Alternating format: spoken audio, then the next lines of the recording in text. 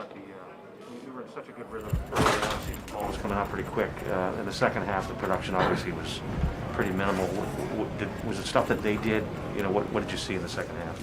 Yeah, I thought they did some good things in the second half that, made it tough on us, and we just got to keep going, trying to execute, and just get going. Really, I think is all it was. I really thought, even in the second half, I didn't think, we were doing anything terrible, but we weren't, completing passes, and got sacked, too many times. So it's going to be some good learning experiences for us to clean up. Anything specific that was different than for the first half, or was it just? Yeah, I think we got a little more zone than we were expecting, and then at the same time, they started in that second half just kind of saying, hey, we're going to play you guys in man coverage, and make the quarterback hold on to it, and you got to beat us down the field. And I thought we had some good opportunities there for plays, and I got to throw some better balls too, get the ball out of my hand. So.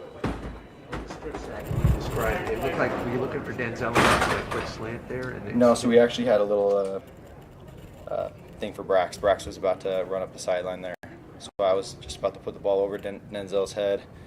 I think Denzel was the inside slant, so it was Jamison on the outside that ran a slant. We're trying to get them to bite on that. I was throwing the ball over all of them on a wheel. The play just takes a little bit to develop, and so I think it's just one of those things that's kind of part of the game.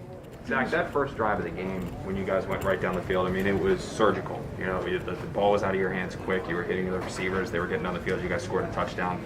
Second half, it seemed like the hitch kind of came back a little bit. It looked like you were holding the ball a little bit longer than you were. Was there a reason for that? Was it, the tighter coverage on the outside, where the quick passage just not there? What was yeah. Once you get man coverage, it kind of goes away, right? You got to just, you got to let guys try and win. You got to give them time to win on routes, and so it's going to, cause me to hitch on some, and they'll probably give up some down the field, and unfortunately we didn't capitalize on any of those. But for the most part, it's got to be earned when those guys step up like that. So I was trying to do my best of just sitting in the pocket and trusting the protection, and just trying to give those guys a shot down the field. In those man cover situations, how much of it is on you to just kind of throw your guys open when the cover, open when they're not as open as you like? How much is it on you to just throw them open? Yeah, you got to be accurate for sure. Especially understanding like disruption and understanding when guys are getting bumped up, and you got to allow them to work on their routes and stuff. There's a timing element to that. But for the most part, like it's those guys getting after it. It's winning that one-on-one, and they challenged us. I thought it was good for us. You had not been open. You had not led in a half all year this season.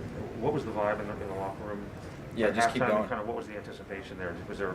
Yeah, it was no different than normal. It was just let's keep going. Like, what are we starting with? And there's really not too much time to think too much when you're in at halftime. It happens quicker than I think people realize, and so it's really let's keep doing the same thing. What are we coming out with? Let's keep the juice up, and let's get going. That was it. Can you describe what happened on the play in the second quarter where you get the throwback, you're under pressure, you scramble away, and then you find your tight end over, on the other side of the field?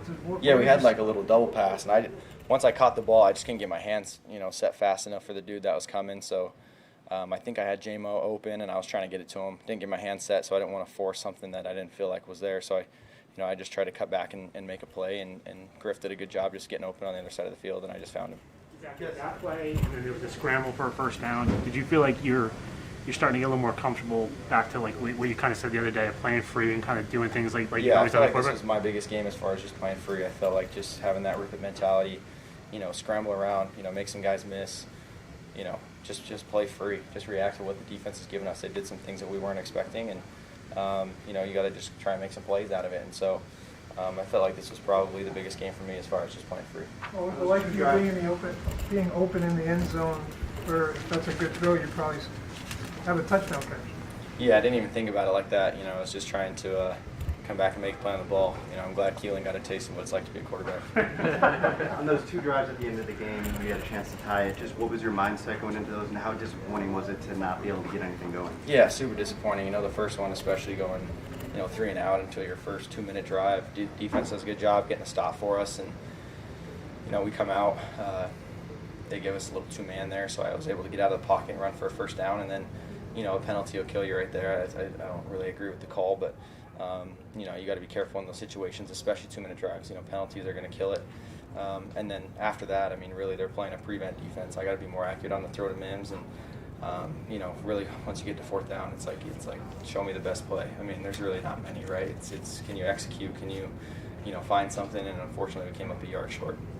You described the Gadget play, the 3rd and 15 that went to Jameson, who threw across, backward to. Yeah, we've had that one for a while, so it was an awesome. I thought it was an awesome call. It was a perfect situation. He got exactly what we were looking for, and JMO's a baller, so you get the ball in his hands, and then he throws it to Brax, who's also a baller. Good things are going to happen.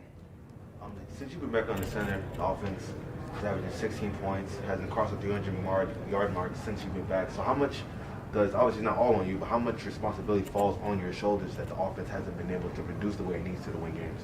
Yeah, I don't worry about any of that stuff. What was the moment when you're just watching Elijah later?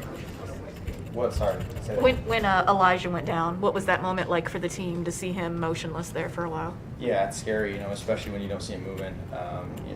Especially like as quick as doctors and stuff are running out there and they're getting the cart ready.